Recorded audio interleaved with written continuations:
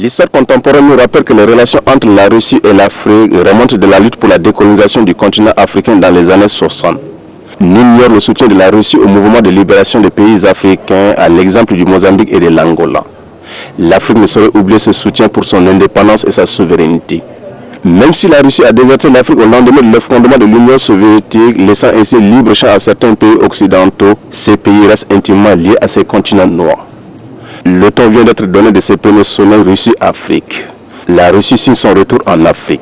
Dès lors que peut-on retenir et attendre de cette coopération, la coopération économique et des échanges commerciaux pour le Tchad. L'attention particulière accordée au Tchad par la Russie n'est pas fortuite, car le Tchad séduit plus d'un au regard des potentialités qu'il recèle. Le Tchad est un pays vierge qui n'attend qu'à être exploité. Le Tchad s'est fortement doté d'un code portant un régime sur les investissements. Cet instrument juridique accorde toutes les facilités et garanties aux investisseurs publics et privés, notamment les Russes. Ils sont cordialement invités à y investir. La Fédération de Russie étant une ancienne puissance ayant ce potentiel en termes de plus-value, donc nous pensons que cette rencontre est un plus pour nos opérateurs économiques tchadiens. Est-ce que notre chef d'État, en marge de ce sommet, a beaucoup plus développé l'aspect, en sus de l'aspect sécuritaire, l'aspect économique, parce que tant attendu par les opérateurs économiques tchadiens. Je suis sûr que avec l'alimentation bio-saine qu'ils peuvent retrouver au Tchad, nous avons tout à leur donner, la viande, toutes les productions agricoles bio, parce que nous utilisons très peu d'intrants dans nos productions agricoles. Nous avons la terre, nous avons de l'eau douce, nous avons un climat favorable, toutes les potentialités de ressources naturelles. Donc je pense que ce qui nous manque, c'est un peu la technologie, un peu, disons, l'aspect technique d'encadrement, et que nous pouvons trouver avec la Fédération de Russie, et les deux mis ensemble, je crois que ça sera une coopération gagnant-gagnant.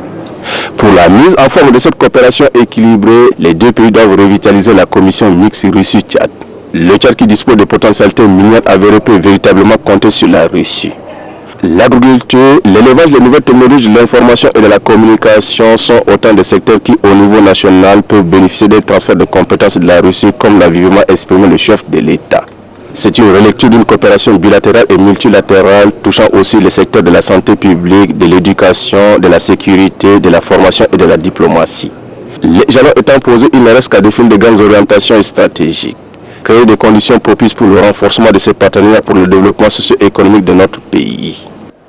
En effet, il convient de relever en guise de rappel que le Tchad, à travers le NAPEC, est le premier pays africain qui a eu l'anticipation d'organiser un forum économique bilatéral Tchad-Russie tenu le 26 au 28 mars 2018 à Radisson Blu, sous le très haut patronage et avec la contribution précieuse de son Excellence Idriss Déby Itno.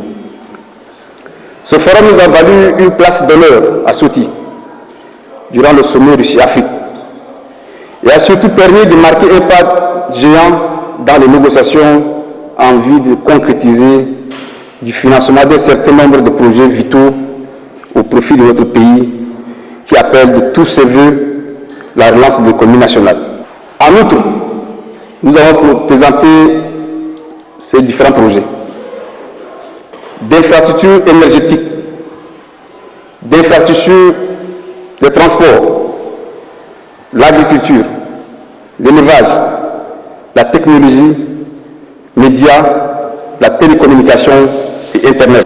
De tout ce qui précède, confiant que les plus hautes autorités de la République, dans le rôle régalien qui est le leur, prendront toutes les dispositions de garantie de souveraineté qui constituent un préalable pour les investisseurs de cette envergure, afin de rassurer nos partenaires russes.